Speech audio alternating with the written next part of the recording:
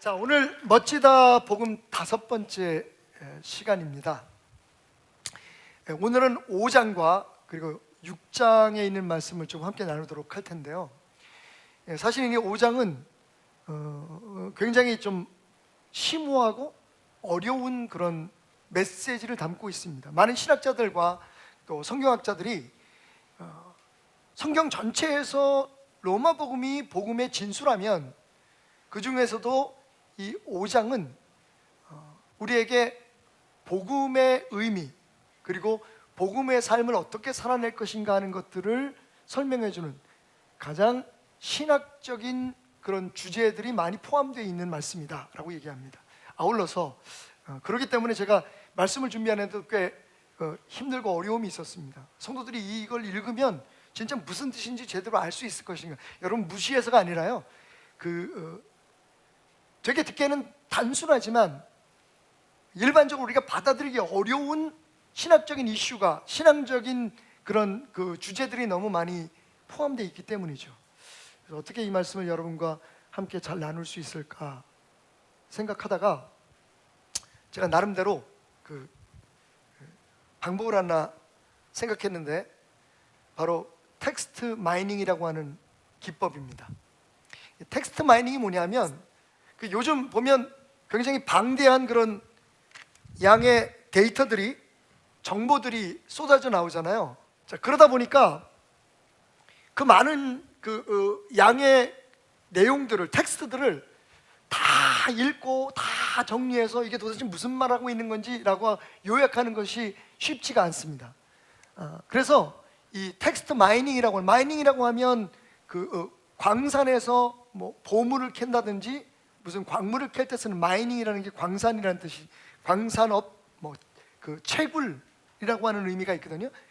그래서 그 방대한 데이터를, 여러 가지 내용들을, 그 중에서 중요한 단어들 혹은 개념들, 특별히 이렇게 반복되는 그런 단어들 빈도를 보고 그런 단어들만 모아서 그 단어들을 중심으로 해서 어떤 단어가 많이 사용됐고 어떤 개념이 많이 사용됐나, 이런 것들을 찾아내서 그걸 가지고 다시 내용을 재구성함으로써 그 많고 또 깊은 그런 내용들의 핵심적인 의미가 뭔지를 찾아내는 방법. 말은 굉장히 복잡하게 말씀드렸지만 쉽게 말하면, 우리가 읽는 성경 말씀 속에 어떤 장이 잘 이해가 되지 않으면 거기에 제일 많이 반복되는 단어에서부터 중요한 단어들을 뽑아보는 겁니다.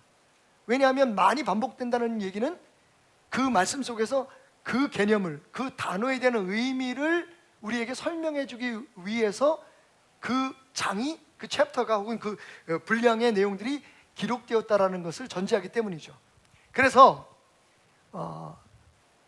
어려운 5장을, 로마서 5장을 제가 텍스트 마이닝으로 한번 정리를 해봤습니다. 보시다시피 제일 많이 등장하는 단어는 죄입니다.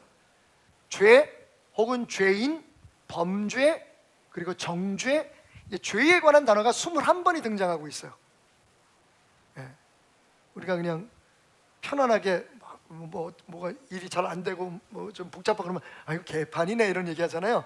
세상은 무슨 판이다? 죄판입니다. 그러니까 죄에 대한 이야기가 굉장히 많이 나와 있어요. 그러니까 이 이야기는 죄로부터 시작된다라고 이야기를 합니다. 그리고 두 번째로 많이 나오는 단어는 사망입니다. 죽음. 그러니까 죄와 사망이 무슨 관계가 있다라는 것을 우리가 추측해 볼 수가 있겠죠. 그런데 죄와 사망 다음에 많이 나오는 단어가 뭐냐면 한 사람, 한 분이라는 말은 2번 나오고 한 사람이라면 8번 나오는데, 이 죄와 사망이 어떤 한 사람과 관계가 되어 있다라는 것을 우리가 예측해 볼 수가 있고, 그런데 그 한 사람의 그 관계가, 죄와 사망과의 관계가 결국 많은 사람, 모든 사람, 세상에 영향을 미치게 되었다라고 하는 이야기인 것을 우리가 예측해 볼 수 있습니다. 그 외에 이제 거기에 은혜 6번, 생명, 영생이 3번, 그 다음에 선물, 은사는 거저 주시는 선물이라는 뜻이거든요. 카리스마타, 이게 선물이라는 뜻입니다. 이게 선물이라는 것이 5번, 그리고 이 왕노릇이라는 5번이 나오는데 여기에 두 사람의 이름이 등장합니다. 예수 그리스도와 아담이. 아담은 3번, 예수 그리스도는 5번. 자, 이렇게 그 텍스트 마이닝으로 빈도수가 높은 단어들을 순서적으로 정리해서 이것을 내용으로 한번 만들어 보았습니다. 5장을 제가 정리합니다. 주로 12절부터 21절까지 읽으면 그 내용이 담겨져 있는데, 말씀드렸던 것처럼 세상은 죄판이다. 죄가 판을 치고 있다. 이 세상은 죄로 물들어 있다. 그런데 그 죄가 어디서 왔느냐? 바로 한 사람, 누구? 아담을 통해서. 아담의 뭐를 통해서? 아담의 범죄. 이 범죄는 우리가 압니다. 스스로 하나님이 되고자 했던 말. 죄가 뭐라고요?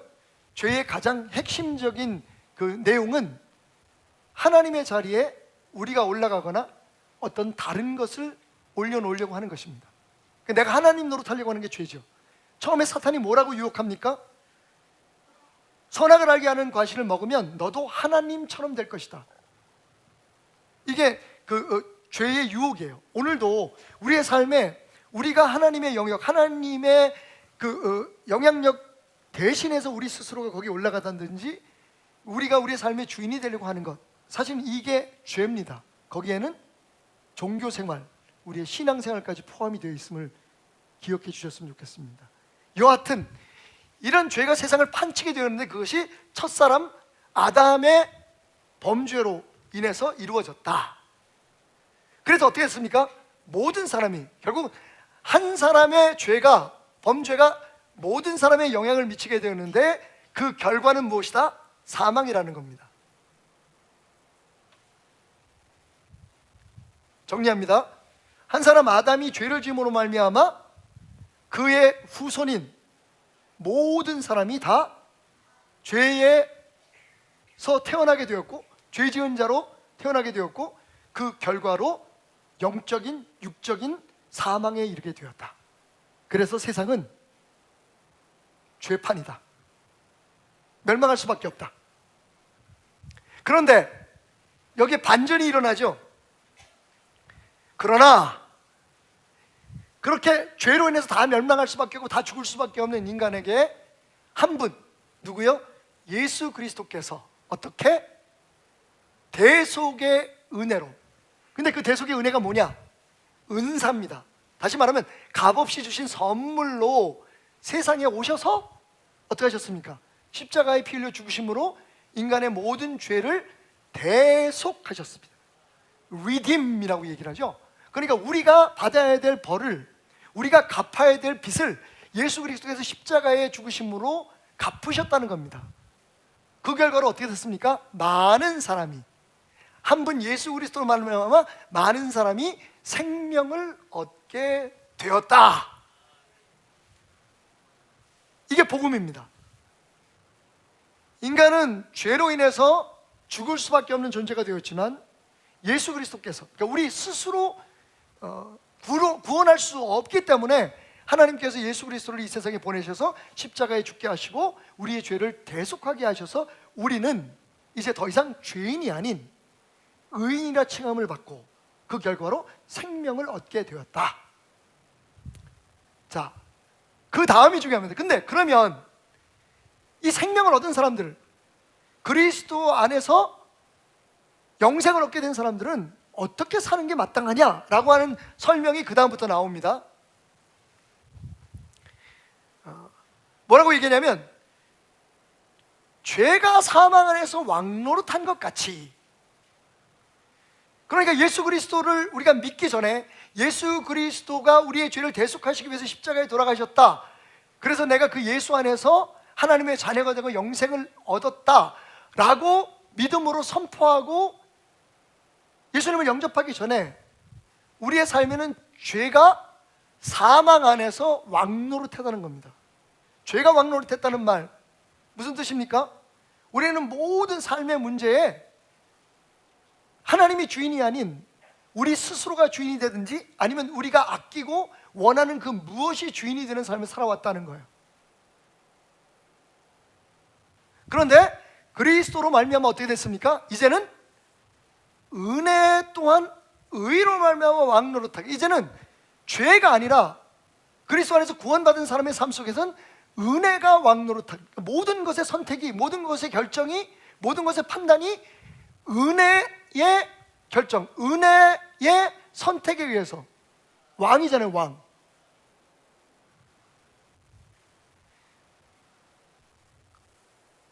그런 삶을 삶으로 우리 주 예수 그리스도로 인해서 어떻게 했다? 영생에 이르게 되었다. 단순히 생명뿐만이 아니라 영생이라고 표현합니다. 그러니까 우리가 멸망에서 구원함을 받았을 뿐만 아니라 영생을 누리게 되었다. 영생은 제가 계속 지속적으로 설명해 왔죠. 죽어서 영원히 사는 그것만을 이야기하는 것이 아니라 이 영생은 하나님과 함께 사는 것, 하나님을 누리며 사는 것, 하나님과 교제하며 사는 것. 근데 이 영생의 본질이 뭐라고요? 하나님이, 다시 말하면 그분이 우리에게 베푸신 은혜가 주인이 되는 것, 왕이 되는 것. 그래서 오늘 말씀의 제목이요, 왕게임입니다, 신앙은입니다. 한번 따라 볼까요? 왕게임입니다, 신앙은. 신앙 어렵지 않습니다. 기독교 신앙은요, 왕게임이에요. 그래서 제가 이렇게 제목을 해가지고 넘겼더니 주보를 편집하시는 분들, 교정하시고 이러는 분들이 저한테 그러는 거예요.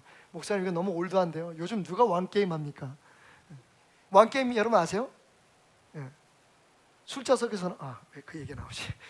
무슨 뭐 MT나 OT 같은 거 할 때 왕을 하나 뽑고 그 다음에 두 사람의 순례를 뽑습니다. 그래서 1번, 2번 서로 따귀 때려, 1번, 2번 서로 뽀뽀해, 뭐 이러면 왕이 시키는 대로 하는 거, 이게 왕게임이잖아요, 그죠? 안 해보셨구나. 이 왕게임처럼 사실은 누가 우리의 삶의 왕이 되느냐, 누가 시키는 대로 누구를 왕으로 섬기고 살아가느냐 하는 게 신앙이라는 거예요. 무엇을 하는 게 아니라, 무엇을 더 하는 게 아니라, 무엇을 해서 신앙인이 되는 게 아니라 오히려 우리를 자신을 누구의 통제, 누구의 권한 아래 스스로를 내려놓느냐 하는 게 신앙이라는 겁니다. 이게 다른 종교와 기독교 신앙의 차이예요. 그래서 저는 신앙을 좀 올드하지만 꼰대 같지만 왕게임이다 라고 얘기하는 겁니다. 저 오늘 로마서 5장이 그것을 얘기하고 있어요.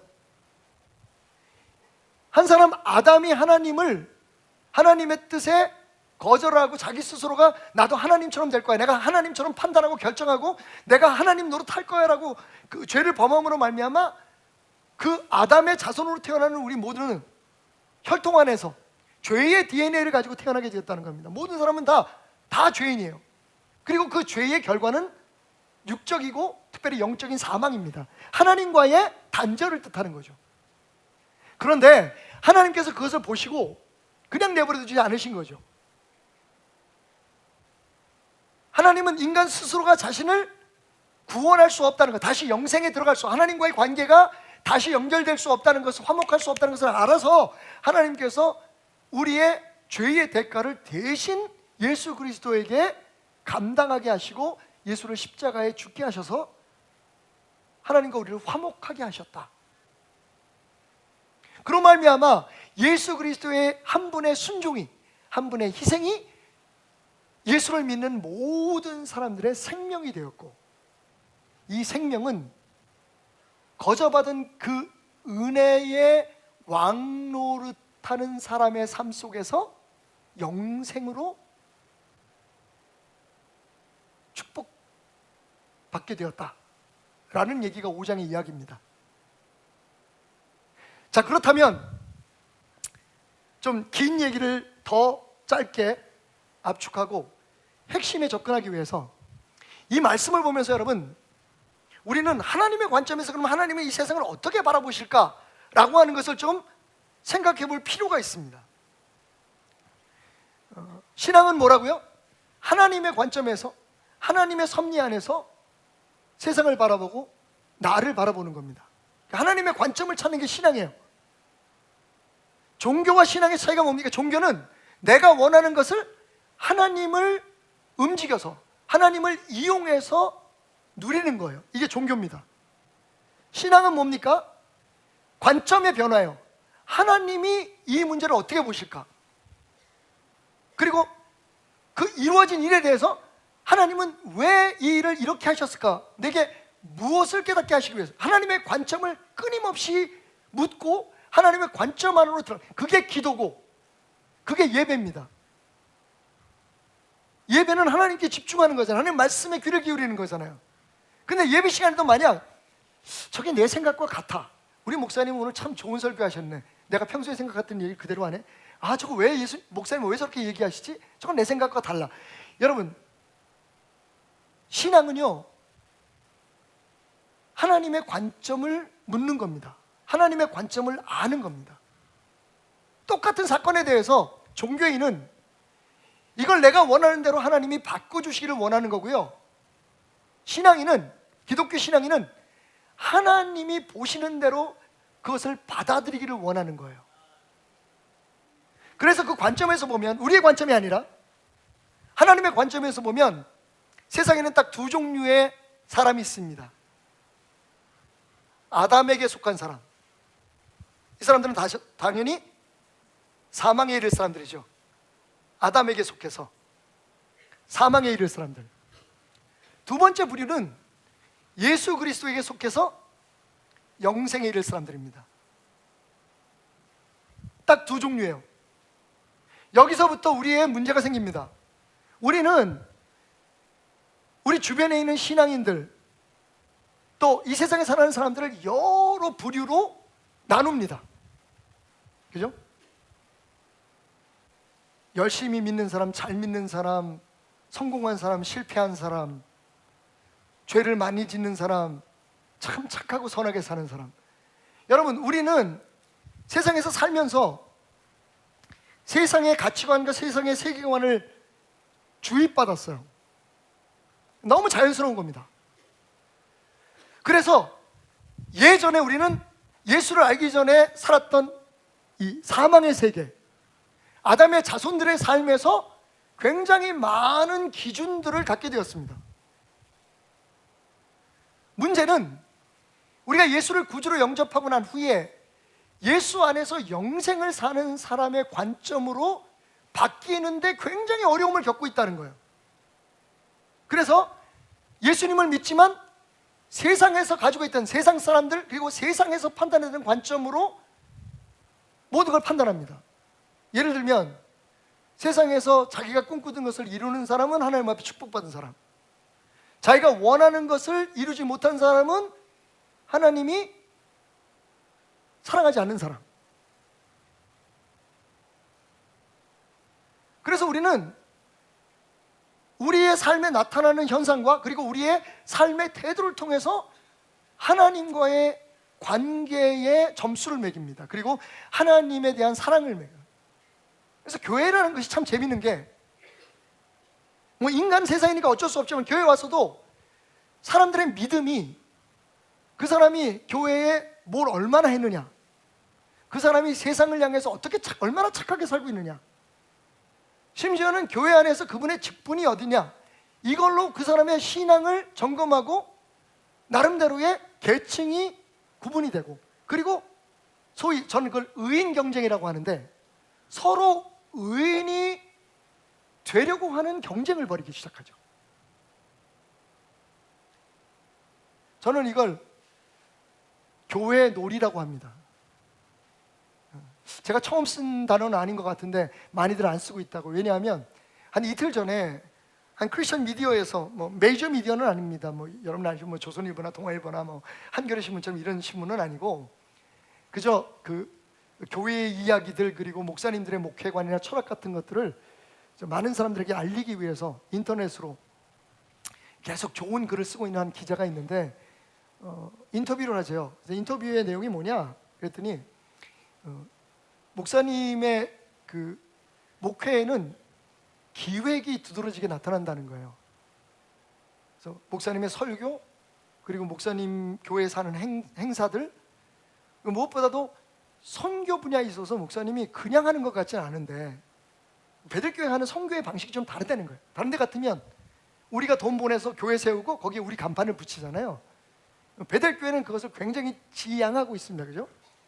그래서 네트워크를 형성해서 선교헌금을 보내도, 여러분 이건 이해하셔야 돼요. 나중에 그 글을 여러분들이 그래서 한번 복사해서 드릴까요? 왜냐하면 박태남 목사의 목회 방향이, 박태남 목사가 꿈꾸는 하나님의 나라가 어떤 것인가, 베델교회를 왜 이렇게 이따위로 끌고 가시나, 뭐 이런 것들을 여러분들이 이해하시기 위해서 굉장히 필요할 것 같아요. 그래서 다음 주쯤에 제가 한번 그 인터뷰 내용을 여러분들에게 좀 보내드리려고 하는데, 그런 거예요. 저희는 선교할 때 어떤 선교지에 우리가 이만큼 보냅니다라고 우리 교회 이름으로 돈을 보내는 것을 지양합니다. 잘 안 하려고 해요. 그럼 어떻게 하느냐? 펀드를 만들어줍니다. 그러니까 우리가 돈을 이렇게 주고 이 돈은 이렇게 써, 그리고 거기에 대해서 이렇게 썼니 안 썼니 그걸 점검하는 식의 그 형태의 선교가 아니라, 그 선교지에 대한 목적을 가지고 거기에 여러 교회들과 또 우리 베델교회 성도들의 힘을 모아서 헌금을 예탁해 주는 거예요. 기금을, 펀딩을 한다 그러죠.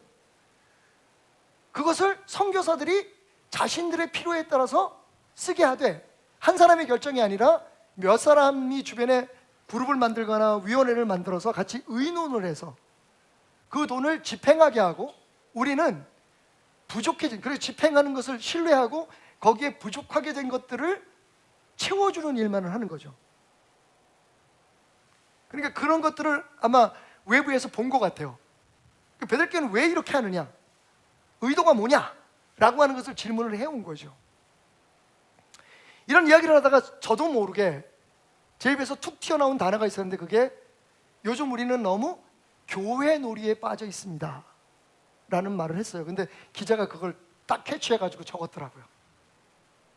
여러분, 교회 놀이가 뭘까요? 교회 생활이 신앙인 줄 착각하는 거예요. 사람들이 그걸 인정하든 인정하지 않든 지금 우리들은요 교회 놀이에 빠져 있습니다. 근데 그건 성도들만의 잘못은 아니에요. 다시 말하면 교회가 잘 돼야 그게 하나님의 영광이라고 생각하고, 내가 교회를 잘 섬기면 그게 하나님과 가까워진 거라고 생각을 하게 만드는 거예요.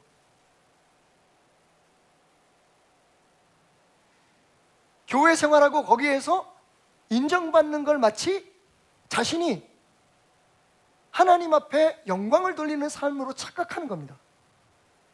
저는 그걸 교회 놀이라고 얘기를 해요. 신앙이 아닙니다. 그래서 제 입에서 그런 어떻게 보면 위험하지만 나름 제 딴에는 굉장히 용기를 내서 외치는 말이 나올 수 있는 거예요. 여러분은 베델교회를 섬기기 위해서 온 사람들이 아니라고요. 하나님을 섬기기 위해서 베델교회에 불림을 받은 사람입니다. 베델교회는 과정이고, 베델교회는 우리에게 하나님으로 나아가는 통로고 선물인 거죠. 그래서 우리 교회가 귀한 거예요. 그런데 베델교회 자체가, 베델교회가 부흥하고 교회에 이름을 내고, 이게 만약에 우리의 목표가 된다면 우리도 여전히 교회 놀이에서 벗어나지 못한 겁니다. 그런데 교회 놀이를 누가 많이 하느냐? 바로 교회의 지도자 되는 사람들이 많이 한다는 거예요. 성도들은 그냥 거기에 익숙해서 따라오고. 여러분, 우리의 최종적인 목표는 하나님과의 관계입니다. In other words, 영생이에요, 영생. 그죠? 우리의 삶의 현장에서 하나님과 함께 동행하는 거예요. 연약하고 부족하지만 하나님과 동행. 왜냐하면 하나님이 그것을 은혜로, 은사로 우리에게 허락하셨으니까. 넌 죄인이니까 안 돼. 넌 이게 부족해서 안 돼. 넌 대학교도 안 나왔으니까 안 돼. 너는 가난해서 안 돼. 하나님 그렇게 얘기하지 않으셨잖아요. 딱 두 종류의, 하나님의 눈에 볼 때는 네가 그리스도 안에 있느냐 아니면 여전히 아담에 속해 있느냐를 보시는 거예요. 그래서 우리가 한 어떤 일이 더 많이 한다고 하나님 앞에 더 사랑을 받고, 뭔가 우리가 더 나쁜 일을 많이 하다고 해서 하나님이 우리에 향한 하나님의 사랑이 줄어드는 것이 아니라는 말씀을 드리는 겁니다. 구원받은 우리의 입장에서 어떻게 살 것인가, 어떻게 믿을 것인가 하는 건 우리의 입장에서 주신 말씀 안에서 우리가 판단하고 이루어가야 될 부분이지, 우리를 향한 하나님의 사랑은 동일합니다. 그게 교회인 거예요. 그런데 안타깝게도 여전히 우리는 교회 놀이에 빠져 있습니다. 신앙생활이 아니라 복음을 향한 마음이 아니라. 왜 그렇습니까? 이 두 개의 세상이 지배하는 게 다르기 때문에, 이 두 개의 세상이 추구하고 갈망하는 게 다르기 때문에 그래요. 우리는요 은혜가 왕입니다. 은혜하고 결혼하신 모든 남성들을 축복합니다. 받으십시오. 은혜가 왕이다.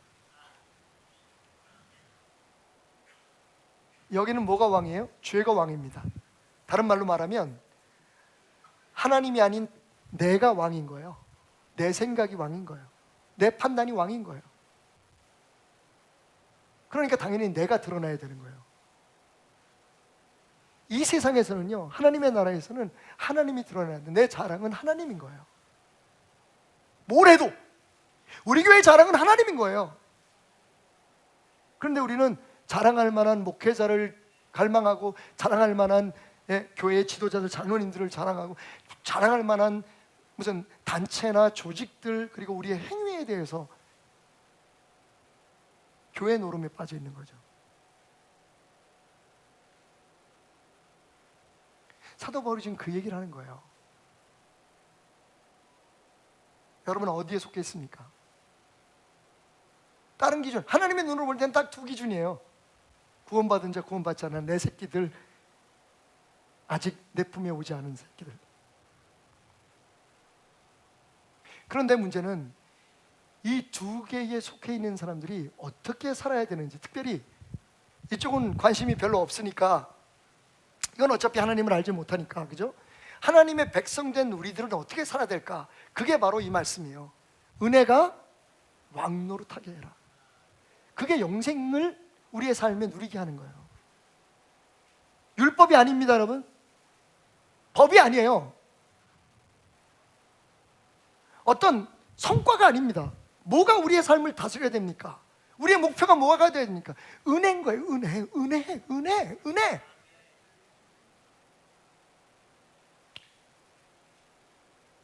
복잡하게 생각하지 마세요. 여러분을 판단하는 건 내가 지금 교회를 위해서 얼마나 어떻고 내가 얼마나 복을 받았는지, 대부분 복 받았다고 간증하는 사람들의 뒤를 보면요, 그 사람들의 삶에 실패한 부분들이 있는데 그런 건 간증 안 하잖아요, 그죠? 다른 말로 얘기하면 하나님은 내가 잘할 때만 하나님이고 내가 못한 것에 대해서는 하나님은 관계가 없는, 하나님이 날 안 도와주셨기 때문에 내가 잘못했다는 거예요. 그건 신앙이 아닌 거죠. 그건 하나님이 부족하다고 얘기하는 거예요. 잘 되거나 못 되거나 그게 어떤 상황이 있든지 어떤 결과가 나오든지 하나님이 우리의 삶의 주인이 되셨다라는 게 우리의 고백이잖아요. 근데 왜 그렇게 얘기합니까? 사람들한테 내가 복받은 사람이라는 걸 보여줘야 되기 때문에 그런 거예요. 어제 아내하고 함께 우리 집사님 결혼식 가다가 찬양한 곡을 듣고 그냥 울컥했어요. 하나님의 은혜라는 찬양이죠.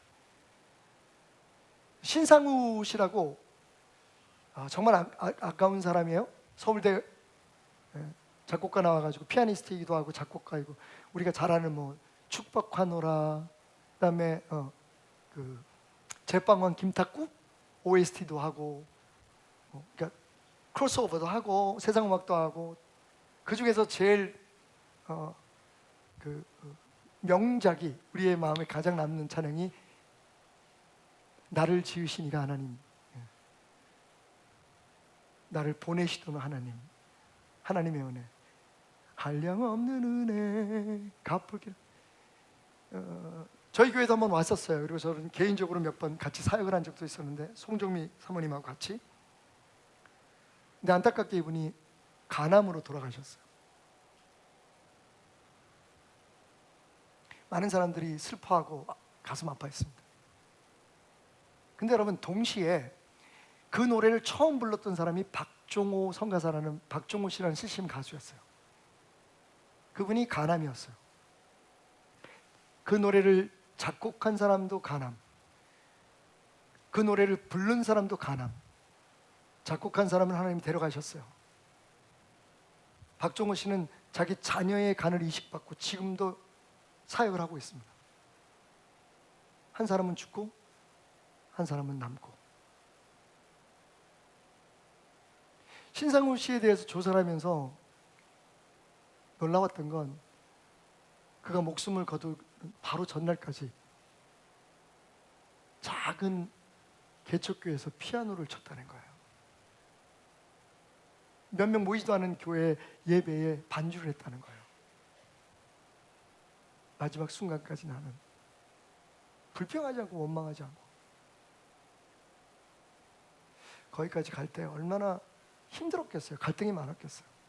제가 왜 이 얘기를 하냐면, 그러면 살려놓은 박종훈은 하나님께서 축복하신 것이고 데려가신 신상훈은 하나님께서 저주하신 겁니까?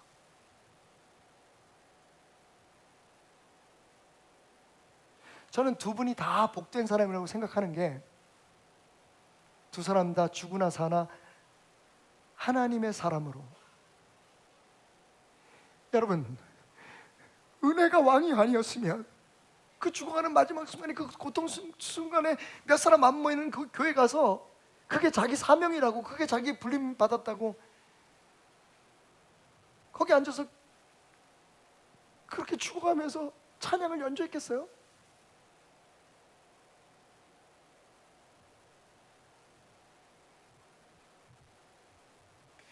결국 결론은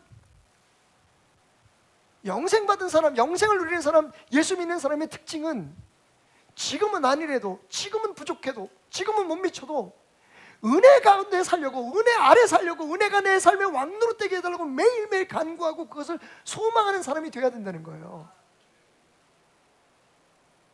왕게임입니다. 한번 조용히 오늘 말씀을 들으시면서 오늘 설교가 끝나기 전까지 여러분 스스로에게 물어보세요. 여러분의 삶의 왕은 누군지. 돈입니까? 자식입니까? 명예입니까? 아니면 은혜입니까? 재밌는 게요, 은혜는 선물이잖아요. 하나님 그냥 주셨대요. 그런데 이 거저 주신 은혜를 제일 받아들이기가 어려워요. 아멘! 그러고 그냥 하나님 주신 은혜 안에 살면 되잖아요. 근데 왜 그게 안 됩니까?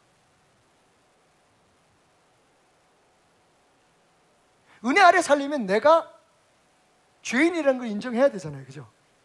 죄인이었었는데 하나님께서 나를, 내가 잘해서도 아니고 내가 쓸만해서도 아니고 내가 무슨 하나님 앞에 특별히 뭔가 예뻐서도 아니고 그냥 나를 사랑하셔서 나를 선택해 주셨다. 은혜 아래 살려면 그걸 인정해야 되거든요. 은혜 아래 살려면 지금도 나는 은혜 아니면 살 수 없다, 그러니까 내 힘으로는 할 수 없다는 것을 시인해야 되는데, 여러분, 교만의 가장 치명적인 약점이 뭔지 아십니까?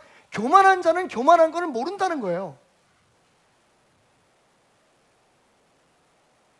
우리의 문제는 은혜 아래 살기 위해서 우리 자신이 약하고 우리가 부족하고 내가 틀릴 수도 있고 내가 잘못할 수 있다는 걸 인정해야 되는데, 이걸 인정하면 세상에서 뭔가 내 모든 것이 다 무너지는 것 같이 생각하는 사람들이 있어요. 왜냐하면 자기가 드러나야 하고 자기가 높아져야 하고 자기가 해왔던 일에 대해서 칭찬을 받아야 하니까. 그게 죄가 왕노릇하는 거예요. 거기서 경쟁이 나오고 거기서 판단이 나오고 거기서 싸움이 나오는 거예요. 영원히 검은 머리 팥불이 되도록, 흰머리 되도록 사랑하겠다고 했던 부부가 싸우는 이유가 뭡니까? 자녀와 부모가 왜 의견 충돌이 나고 왜 서로 화합하지 못합니까? 부모는 항상 옳아야 되고 자녀들은 무조건 따라야 되고, 자녀들은 그런 부모가 뭣도 모르면서 그러는 것 같고,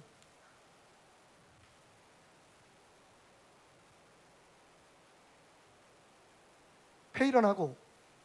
교회는 왜 그렇습니까, 여러분?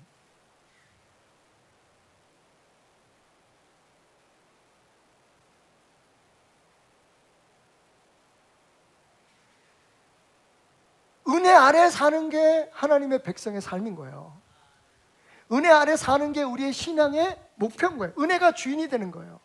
오늘 아침 일어나서 내가 내 꿈을 이루고 내가 뭘 바라고 하나님 앞에, 그러니까 두 종류의 사람이 있다고 말씀드렸잖아요. 하나님과 함께하는 거, 하나님의 임재 속에 머물고 하나님 뜻이 내 삶에 이루어지는 것을 목표하라는 삶, 영생을 누리는 것이 목표인 삶. 그리고 하나는 뭡니까? 하나님을 통해서 혹은 하나님이 주시는 능력으로 내 꿈을 이루려고 하는 삶.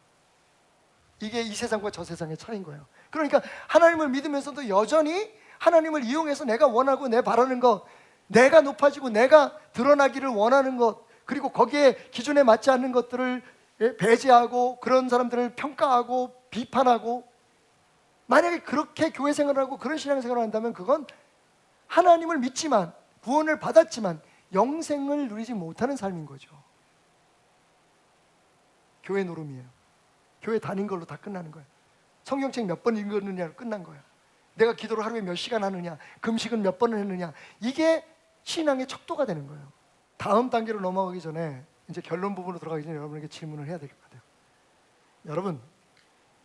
여러분은 죄로 인해서 영원히 죽을 수밖에 없는 여러분들을 하나님께서 사랑하셔서 육신으로 오신 예수 그리스도의 십자가의 대속의 은혜로 우리의 모든 죄를 사하시고 우리를 하나님의 자녀로 삼으시고 하나님과 화합하게, 화목하게 하셨다는 것을 믿고, 그 예수님이 여러분의 삶의 주인 되심을, 구원자 되심을 고백하십니까?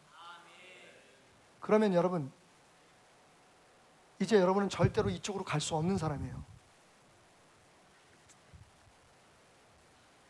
다시 말씀드리지만 여러분의 행위가 어떻든, 여러분들이 판단하는 옆 사람의 그 모습이 어떻든, 그 사람이 그래서 예수님을 안 믿는 사람, 구원이 없는 사람, 영생을 누릴 자격이 없는 사람이라고 말할 수 없다는 거예요. 그리고 똑같은 기준으로 여러분도 마찬가지예요. 아내와 함께 지방에 갔다 오다가 대합실에서 기다리고 있는데 한 사람이 저에게 접근을 했어요. 제가 걸고 있는 십자가를 보더니 혹시 천주교인이시면? 아니요, 저 기독교인입니다, 개신교인입니다. 그랬더니 아, 그러시군요. 그러더니 다짜고짜 이렇게 질문하는 거예요. 선생님은 의인이십니까, 죄인이십니까? 그렇게 묻는 사람은 100% 구원파입니다. 대부분 여러분 어떻게 대답하세요? 겸손하니까 이제 아유, 제가 죄인이죠. 그러면 딱 걸리는 겁니다. 왜냐하면 구원받은 이렇게 얘기하거든요.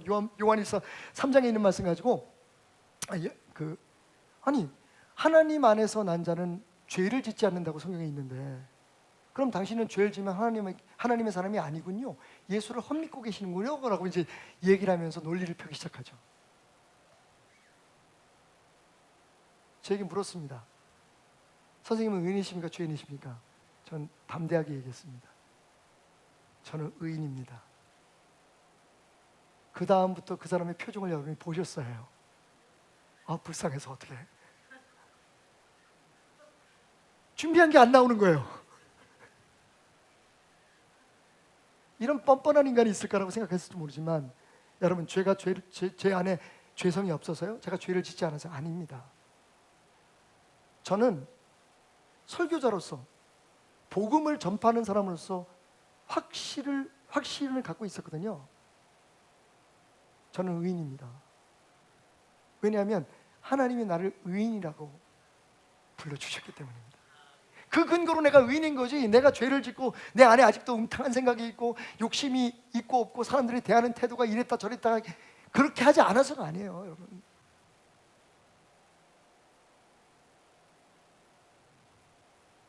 많은 사람들이 그걸 착각하고 있어요. 왜? 다시 말씀드리지만 여기에 사는데, 여기에 백성이 되는데 아직도 여기에 기준으로 모든 것을 판단하기 때문입니다. 하나님의 관점으로, 하나님의 눈으로 말씀 안에서 우리를 평가하고 우리의 자신의 정체성을 아는 게 중요합니다. 내가 누군지도 모르는데 어떻게 살 거예요? 그렇게 살면서 내가 그 사람이라고 얘기하는 게 말이 됩니까? 그래서 오늘 20절과 21절 말씀 보세요. 율법이 들어온 것은 범죄를 더하게 하려 합니다. 이게 말이 안 되는 게, 율법을 지키는, 예를 들면 주일날 다른 데 안 가고 죽으라고 예배드리고 11조금 꼬박꼬박, 이게 어떻게 범죄입니까? 그런데 이 의미를 잘 아시겠죠, 여러분? 무슨 뜻입니까? 율법은 우리가 그렇게 살 수 있다는 것을 얘기하는 게 아니다. 오히려 율법을 지키려고 하면 그렇게 살 수 없는 우리 자신들을 발견하게 되기 때문입니다. 그러니까 율법을 더 잘 지키는 사람일수록 진짜 진실되면 자기가 더 큰 죄인이라는 걸 알아요. 법이 없는 사람은 법이 없으니까 그냥 하고 싶은 대로 해도 누가 그게 죄인지 모르잖아요. 그런데 법이 우리에게 왔어요. 하나님의 이름을 망령되이 끊지 마라, 안식일 지켜라, 뭐 여러 가지 룰들이 있어요. 그죠? 남을 미워하지 마라. 근데 여러분, 그걸 지키려고 하면 지킬 수 있냔 말이에요. 더 많은 것을 지키려고 할수록 하나님 앞에 노출되어 있는 사람은 내가 더 부족한 사람인 걸 아는 거예요. 그래서 더 하나님 앞에 무릎을 꿇게 되는 거죠. 근데 옛날 유대인들은 어땠습니까? 자신들이 정해놓은 몇 가지 그 법을 지켜놓고 그 나머지 부분은 타협하고 자기들의 욕심을 채우는 것에 사용하면서도 그 법을 지키니까 자기네들이 하나님 앞에 잘 믿고 있었다고 생각한 거예요. 그러나 죄가 더한 곳에 은혜가 더 넘쳤다. 무슨 얘기인지 아시겠죠? 그렇게 해서 자기가 죄인이라는 걸 알고 나는 착하게 살려고 하고 법대로 살려고 하고 그래도 죄인이야 라고 고백하는 그 자리에 하나님의 은혜가 넘친다는 거예요. 여기서 중요한 건 더한 곳에 더욱 넘쳤다는 말입니다. 같은 뜻이에요. 영어로는 abound라는 뜻인데, abound라는 말이 뭐냐면 원어의 개념으로는요, 파도가 밀려오는 것을 뜻해요. 그러니까 파도가 밀려올 때 내가 내 힘으로 어쩔 수 없잖아요. 그러니까 죄가 더하였다라고 하는 말은 죄가 나도 모르게 나를 덮쳐오는 거예요. 공감하시죠? 근데 여기서 중요한 건 뭐냐면 은혜는 그보다 더 큰 파도로 죄의 덮침을 받아서 쓰러져 있는 나를 은혜로 다시 더 큰 파도로 덮어서 나를 일으키신다는 거예요. 이게 은혜의 비밀이에요. 그러니까 이 은혜를 받아들이는데 왜 문제가 되냐면 사람들이 본성으로 내가 죄인이라는 걸 인정하기가 어렵잖아요. 난 무슨 큰 죄를 졌어? 그리고 더 나아가서 언젠가 제가 여러분을 질문했지만 나는 이만큼 예수를 믿으면 잘 믿고 있다고들 생각해요. 다 내가 하고 있는 일로 충분하다고 생각해요. 그리고 내가 열심히 하는 만큼 요구를 하게 되죠. 사람들은 나처럼 믿어야 돼. 아, 저 사람은 교회 집사라는 사람이 저렇게밖에 못 살아? 그러면서 내가 나도 모르게 스스로를 보스팅 올리는 거죠. 스스로. 근데 은혜는 반대예요. 은혜가 왕노릇하면 겸손해지지 않을 수가 없어요. 왜냐하면 내가 내 힘으로 안 되는 걸 아는 거니까. 은혜가 왕노릇하면 내가 내 힘으로 안 된다는 걸 아는 거예요. 내가 하나님의 백성이 되고 예수 그리스도로 말미암아 내가 하나님의 자녀가 됐다는 이 사실이, 그리고 저처럼 부족한 사람이 하나님의 종이 되어서 이렇게 말씀을 전할 수 있는 게 내 힘이나 내 능력으로 내 재주로 된 게 아니라는 걸 아는 거예요.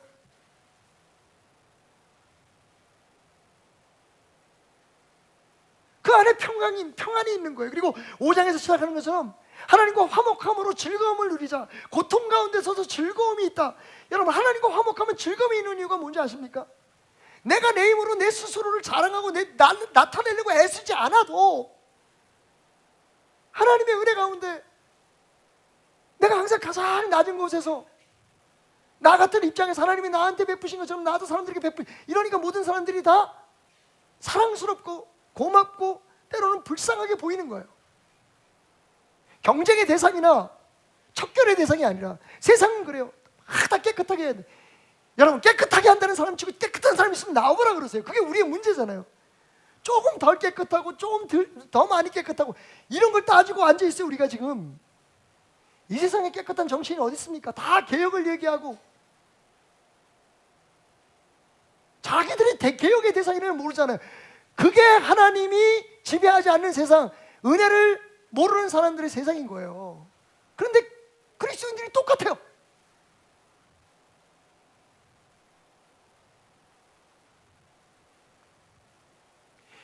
이는 죄가 사망 안에서 왕노릇한 것 같이, 예전에 그랬다는 거예요. 여러분, 예전에는 우리의 판단으로, 우리의 생각으로, 내 중심으로, 내 욕구로, 내 욕망으로 모든 것이 이루어져야 되고, 또 내가 그렇게 됐을 때 다른 사람들을 평가하고.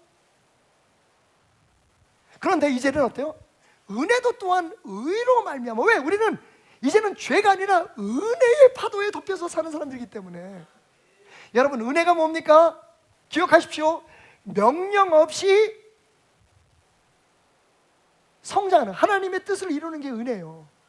이거 해라 저거 해라 해서 이러는 게 아니라 우리 지금 성도들처럼 우리 찬양대들처럼 누가 시켜서가 아니라 내가 그 자리에 가서 찬양하는 게 기쁘고 찬양하고 나면 하나님과 더 가까워진 것 같은 그런 기쁨들 스스로 선택해서. 많은 사람들이 박태남 목사 되게 나이브하다고 생각해, 게으르다고 생각해요. 왜냐하면 한번 직을 주면 스스로 안 한다고 하기 전까지, 그리고 스스로 문제가 있기 전까지는 그냥 해요. 귀찮아서가 아니에요.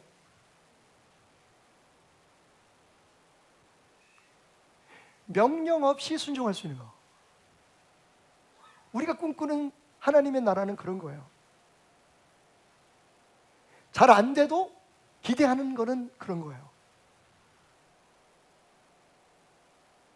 하나님이 원하시는 건 억지로 하거나 자기를 드러내려고 하는 게 아니에요. 그죠? 그게 교회 노름이에요. 교회 놀이에요, 그게. 의인 경쟁이에요. 성자 경쟁. 난 너보다 더 의로워. 난 너보다 교회에 더 많이 충성해. 나는 예배 더 많이 드리거든. 내가 나에 비해서 얼마나 내가 경건생활 잘하는 줄 알아? 기도 시간도 많고 성경도 난 몇 번 읽었어. 내가 금식 기도를 몇 번 했는데.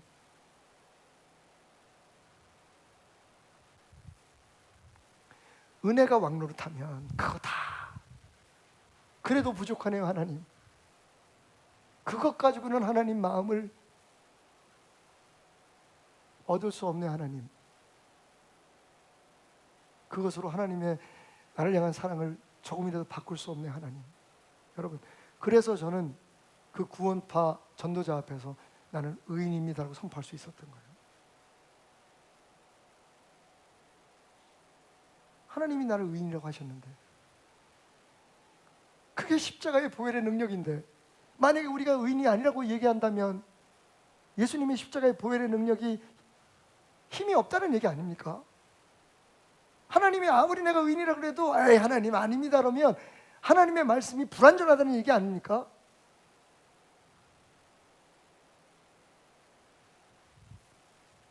따라합시다. 의인의 힘, 영생의 에너지는, 다시 말하면 우리가 영생을 살아갈 수 있는 에너지는 어디서 오냐면요, 내 결심이나 행동이 아니라 뭐라고요? 은혜의 통치에서 나옵니다. 이게 기독교 신앙인 거예요. 그래서 어떻게 해요? 은혜가 왕노릇하게 하는 방법, 6장에서 짧게 두 가지를 말씀드릴게요. 첫째, 일단 포기하지 마십시오. 다시 말하면 내가 내 삶이 지금 나는 의인이 아닌 것 같아. 난 지금도 죄를 져. 내 안에 이런 좋지 못한 생각이 있어. 그래도 여러분 포기하지 마십시오. 다시 말씀드리지만 우리가 의인 된 것은 우리의 행동의 결과가 아닙니다. 우리의 믿음의 결과이고, 그 믿음은 뭡니까? 하나님이 네가 의인이라고 하셨어, 이거예요. 지금 여러분들이 앉아있는 그 자리는 하나님이 인정하신 자리입니다. 따라합시다. 나는 의인이다. 누가 뭐래도 나는 의인이다. 왜요? 하나님이 그렇게 선언하셨습니다. 일단 거기서부터 시작돼야 되는 거예요. 의인이요. 포기하지 말고. 그 다음에 어떻게 됩니까? 매일매일 그걸 고백해야 돼. 아침마다. 여러분 아침에 일어나면 무슨 기도하십니까? 오늘 하루도 계약이 잘 체결되게 해주시고, 우리 자녀들 다치지 않게 해주시고. 그 기도가 나쁜 거 아니죠. 하지만 그보다 앞서야 될 기도가 있어요. 그게 뭡니까? 오늘 하루도 하나님의 은혜가 내 삶에 왕노릇하기를 내가 선언합니다.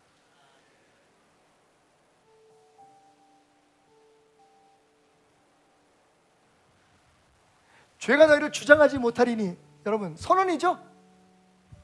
지금은 주장하는 것처럼 보여도 결국 성령님께서, 하나님께서 은혜가 우리로 하여금 죄를 마침내 이겨낼 수 있도록, 그래서 명령 없이 하나님의 말씀에 순종하게 하는, 기독교는 주어진 명령을 지키려고 몸부림치는 게 아니에요. 죄를 안 지려고 몸부림치는 게 아니라 하나님의 통치 아래 우리가 들어가려고 애쓰는 거예요. 그걸 착각하니까 교회 생활이 엉망진창인 거예요. 교회 생활이 정죄하고 비판하고 불만족스럽고,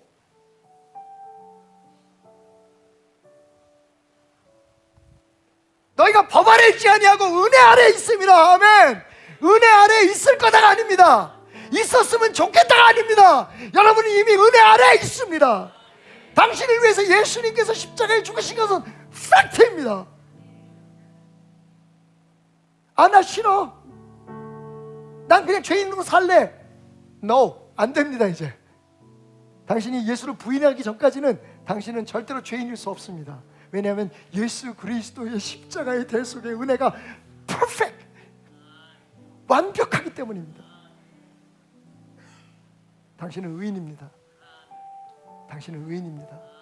죄가 없어서가 아니라 은혜가 당신을 의인으로 지금 빚어가고 있기 때문입니다. 단 당신이 하나님의 통치 아래, 은혜의 통치 아래 당신을 맡길 때에. 그런즉 어찌하리요? 어떡할까요 여러분? 우리가 법 아래 있지 아니하고 은혜 아래 있으니 죄를 지으리요? 그럴 수 없다. 근데 여전히 죄를 짓는데 여러분, 여기는 어떻게 됩니까? 죄를 지으리요? 근데 지을 수 없어. 왜? 하나님은 그걸 죄로 인정하지 않으시기 때문에 그렇습니다. 그렇다고 마음껏 죄를 지라는 얘기가 아닙니다. 우리가 죄를 지을 수 없는 존재라는 것을 인지하고 매일매일 그것을 고백하면서 하나님께서 우리를 변화시켜 주는 것을 기대해 보라는 거죠. 여러분, 다른 건 모르겠고요, 박태남 목사에 대해서 다른 평가는 모르겠고요, 한 가지만은 제가 여러분들에게 간증처럼 외칠 수 있어요. 저 정말 많이 변했습니다. 그건 제가 알아요. 겉으로 하는 건 예전에도 척했으니까 우리 목사님 되게 인자한 거, 목사님 되게 성도를 사랑한 것 같아. 여러분, 그때는 척도 있었는데 가만히 제가 이번 말씀을 준비하면서 생각했어요. 와, 나 진짜 많이 변했구나. 그게 은혜가 통치하는 삶의, 은혜로 살려고 몸부림치는 삶의 결과인 거죠. 당신은 의인입니다. 죄로 끝나지 않아요. 이미 예수 그리스도께서 여러분의 모든 죄를 덮으시고 은혜 아래 살려고 하는 여러분들을 지금 변화시키고 있기 때문에, 문제는 딱 한 가지예요. 그러니까 예수께 붙어 있지 않으려고 하는 거예요. 귀찮으니까. 예수에 붙어 있으면 내가 하고 싶은 대로 못 하잖아. 그게 우리의 문제예요. 교회를 몇 년 다니고 예수를 몇 년 믿느냐가 문제가 아니고, 신학교를 졸업했느니 뭐가, 성경을 몇 번 읽었느냐가 문제가 아니라, 진짜 핵심은요, 은혜 아래 우리 자신을 내려놔야 돼. 나는 죄인입니다. 따라합시다. 나는 죄인입니다. 오늘 나의 나 된 것은 오직 하나님의 은혜입니다. 여러분이 열심히 공부해서 그렇게 된 거 아니에요. 그렇다고 해도 우리는 하나님이 우리가 죄인이 아니라고 선언하신 그 하나님 앞에서 우리가 하나님 아니면 우리는 여전히 죄인이었습니다라는 것을 고백할 수 있어야 되는 거예요. 두 번째는요, 따라합시다. 죄를 짓지 않으려 하지 말고 은혜 통치 아래 자신을 맡겨라. 이거 하지 말아야지, 저거 하지 말아야지, 이거 끊어야지, 저거 끊어야지. 그거 솔직히 말해서 잘 안 돼요. 우리 마음이 변하지 않는 한. 나는 내 가치관으로 볼 때 괜찮은데 뭐 왜 그래? 왜 자꾸만 시비를 걸어? 근데 여러분, 그게 문제가 아니에요. 뭘 하고 안 하고 그게 중요한 게 아니라, 오늘 내가 정말 하나님 안에서 살려고 하는지, 내가 자녀들 교육이라든지 가정생활이든지 아니면 사업이라든지, 오늘도 하나님의 통치, 은혜의 통치 아래서 내가 이것을 하려고 하는지를 스스로 선택하는 것이 중요하다는 거예요. 오늘도 죄 짓지 않게 해주십시오. 오늘 저 사람 미워하지 않게 해주십시오. 여러분, 안 돼요. 근데 은혜 아래 있으면 은혜가 우리를 변화시킵니다. 하나님, 나를 다스리소서. 이게 우리의 아침의 첫 번째 기도가 되어야 돼요. 정리하겠습니다. 교회 놀이, 의인 경쟁 멈추십시오. 그거 하늘나라 가면 아무것도 아닙니다. 오직 하나님께서 우리에게 원하시는 건 예수님 말씀처럼 내게 붙어 있어라. 내 은혜가 너를 통과해서 열매 맺게 해라 합니다. 네 힘으로 뭘 하려고, 네 힘으로 뭘 하지 않으려고 몸부림치는 것보다 중요한 건 내 은혜가 너로 그렇게 하게 하고 그렇게 시키는 대로 너는 따라갈 수 있도록. 우리 왕게임 한번 해볼까? 내가 왕이야. 지금부터 내가 너의 삶의 주인이다. 내가 시키는 대로 너의 삶이 따라갈 수 있도록 너를 내어놓아라. 이게 은혜인 거예요. 그게 기독교 신앙인 거예요.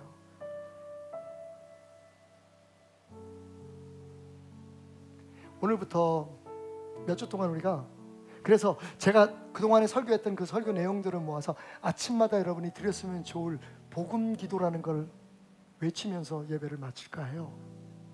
그리고 다음 주에는 여러분들에게 직접 적어서 나눠드릴게요. 아침마다 다른 기도 물론 중요하지만 아침마다 일어나가지고 이거 해주세요 저거 해주세요 그거 하기 전에, 그거 중요합니다 여러분. 우리가 하나님의 자녀니까 그렇게 요구할 수 있어요. 근데 그 전에 우리가 먼저 해야 될 기도가 있습니다. 복음 기도 띄워주시죠. 자리에서 다 일어나실까요?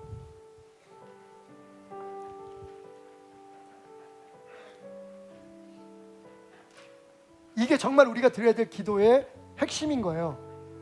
그리고 이렇게 시작하면 그 다음에 여러분들이 하나님 앞에 구하고 바라는 것들이 하나님의 통제 아래, 하나님의 통치 아래 하나님 뜻대로 따라가게 돼 있어요.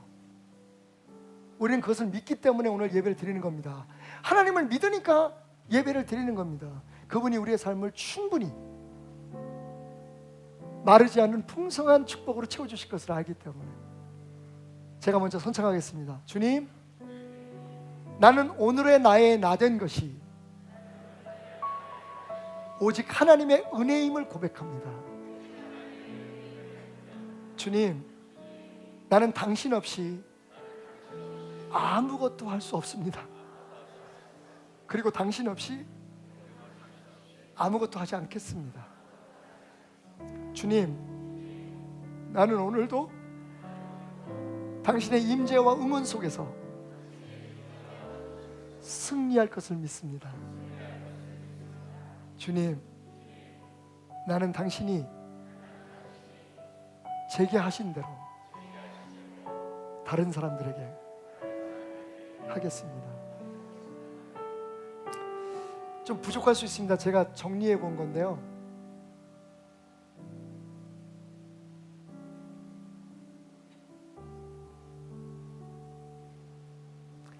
아침에 새벽 예배 잠이 많아서 힘들어서 그렇게 하시는 분들도 아침에 일어나면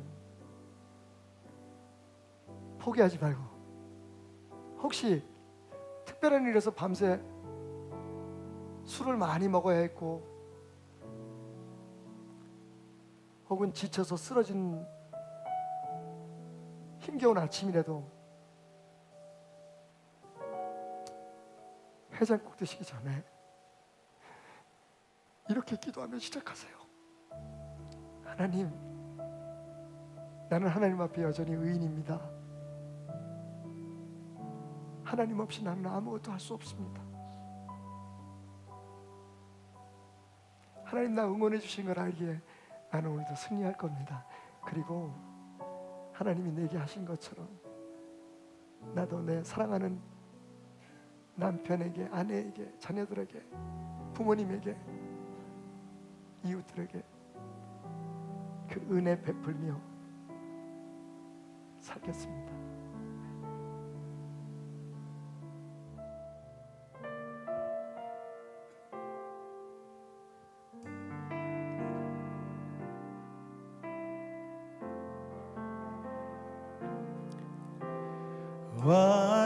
완전하신 나의 주, 의의 길로 날 인도하소서.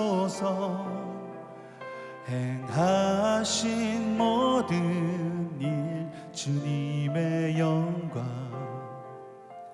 다 경배합니다. 완전하신 나의 주, 완전하신 나의 주, 의의 길로 날 인도하소서.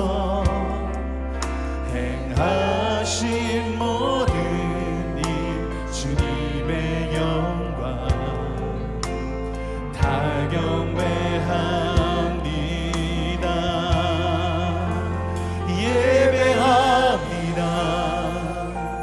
찬양합니다.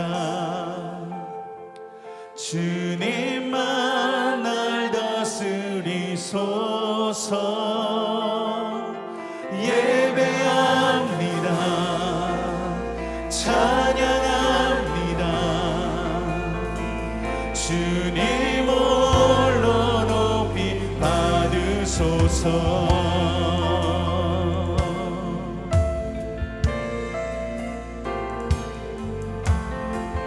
우리가 다시 한번 주님의 이름을 높여드리며 찬양합니다.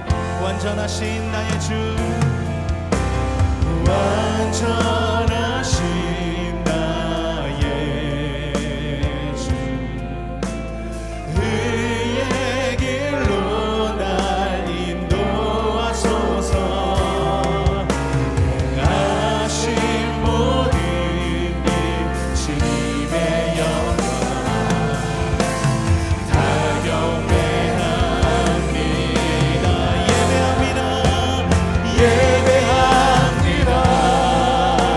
찬양합니다. 주님 원날 다스리소서. 예배합니다. 찬양합니다. 주님 홀로 높이 받으리. 한 번 더 예배합니다. 예배합니다. 찬양합니다. 주님만 날 다스리소서. 예배합니다. 찬양합니다. 주님 홀로 높이 받으소. 주님 홀로 높이, 주님 홀로 높이 받으소서. 주님 홀로 높임을, 주님 홀로 높이 받으소서. 할렐루야. 오늘도 완전하신 나의 주 하나님, 주님을 예배하며 찬양합니다.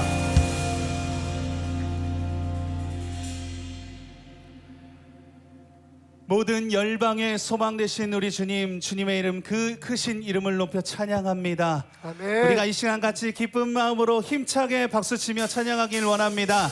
우리 다 같이 일어나서 하나님 앞에 기쁘게 찬양하며 나갑시다.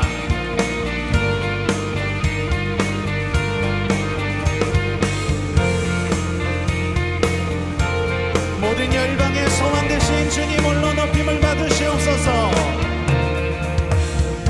예수 열방의 소망, 예수 우리의 위로자, 주는 온 땅에 영원한 소망. 예수 어둠 속에, 예수 어둠 속에 빛, 예수 변함없는 진리, 주는 온 땅에 빛이 되시네. 우리 위해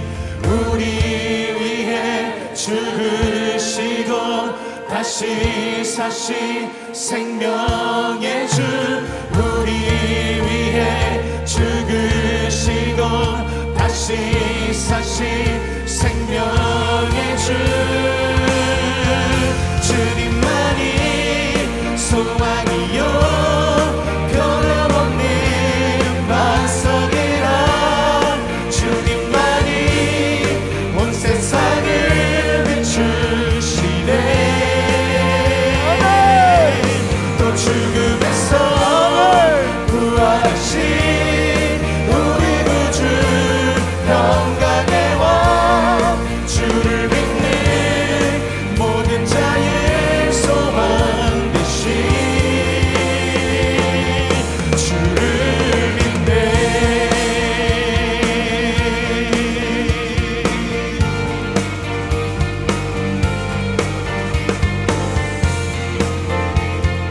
자, 우리 한 번 더 선포하며 찬양합시다. 예수 열방의 소망,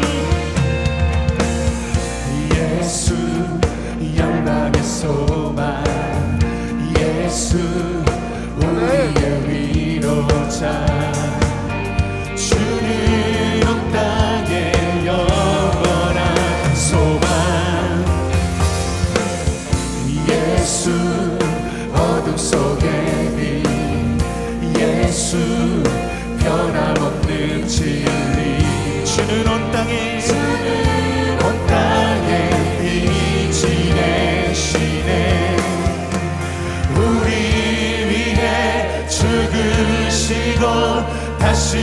사신 생명의 주 우리 위해 죽으시고 다시 사신 생명의 주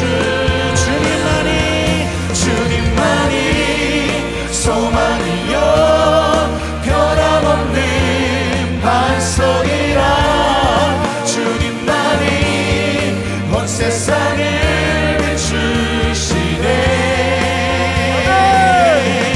또 죽음에서 부활하신 우리 구주 평강의 왕 주를 믿는 모든 자의 소망 우리 다시 한번 우리 위해 죽으시고 우리 위해 죽으시고 다시 사신 생명의 주 우리 위해 죽으시고 다시 사신 생명 우리 한 번 더 우리 위해 죽으시고 다시 사신 생명의 주 우리 위해 죽으시고 다시 사신 생명의 주 주님만이 소망이요 변함없는 반석이라 주님만이 온 세상을 비추시네 또 죽음에서 부활하신 우리 구주 평강의 왕 주를 믿는 모든 자의 소망 우리 마지막으로 한번더 주님만이 소망이요 변함없는 반석이라 주님만이 온 세상을 비추시네 또 죽음에서 부활하신 우리 구주 평강의 왕 주를 믿는 모든 자의 소망 되신 주를 믿네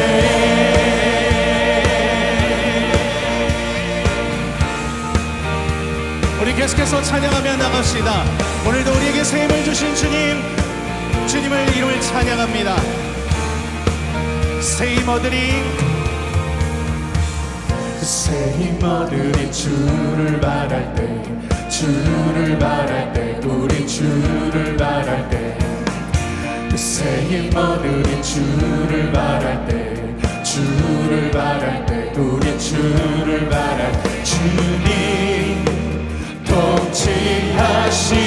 통치하시네 소망 구원 주시네 당신의 영원하신 주 내 영원하신 주 지치지 않으시네 주님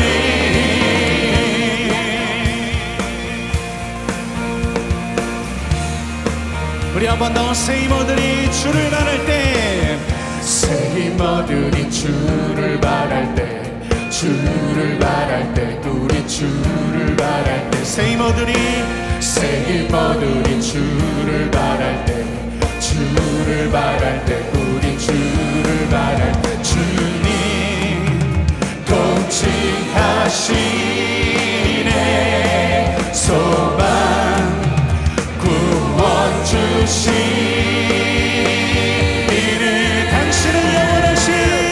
당신은 영원하신 주 내 영원하신 주 지치지 않으시네 주 약한 자 방패 되시며 위로자 되신 주 독수리가 되기 주시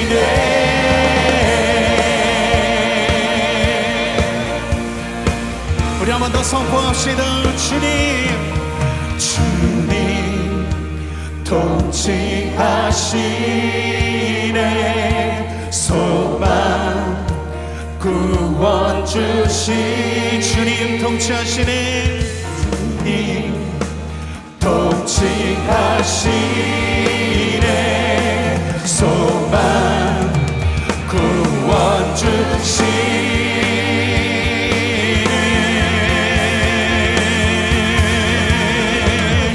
당신의 영원하신 주, 내 영원하신 주, 지치지 않으시네. 주님 약한 자 방패 되시며 위로자 되신 주, 독수리 같은 힘. 우리 마지막 한 번 더 선포합니다. 당신의 영원하신 영원하신 주, 내 영원하신 주, 지치지 않으시는 주. 약한 자 방패, 약한 자 방패 되시며 위로자 되신 주, 독수리 같은 힘 주시네.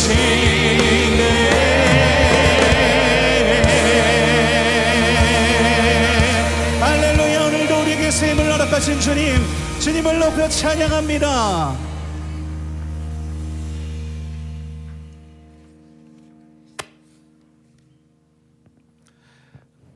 오늘도 이 시간 이곳에 함께 하실 주님을 찬양합니다. 나를 만나주시고 나에게 새 힘을 허락하여 주실 주님, 우리의 소망 되시고 우리의 능력 되시는 그분의 이름이 얼마나 위대하고 존귀한지 우리가 세상을 향하여 선포하는 귀한 은혜가 있기를 원합니다. 오늘 이 시간 같이 함께 찬양할 때 귀한 분들이 함께하여 주셨습니다. 우리 교회에 공동체가 있는데요, 그 중에서도 제일 젊고 멋지고 아름다우신 죄송합니다. 우리 기드온과 디아코니아 공동체를 소개합니다.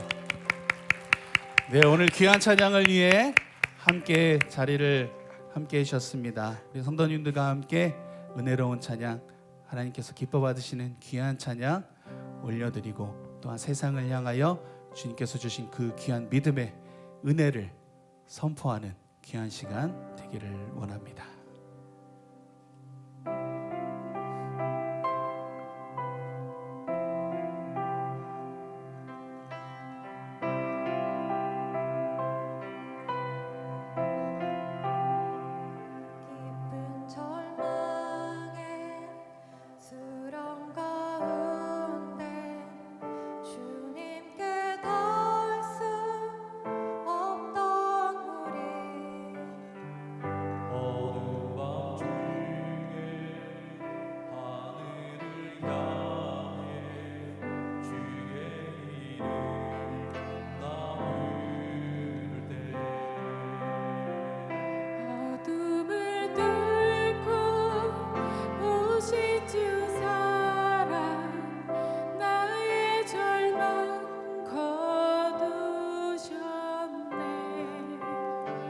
주님의 공로 다 이루셨네.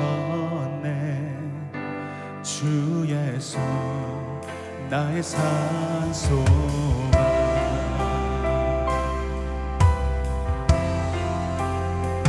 그누가 주의 자비를 다하라.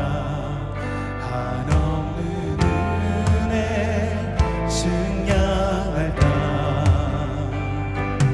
나를 떠나 이 땅에 오신 죄가 되신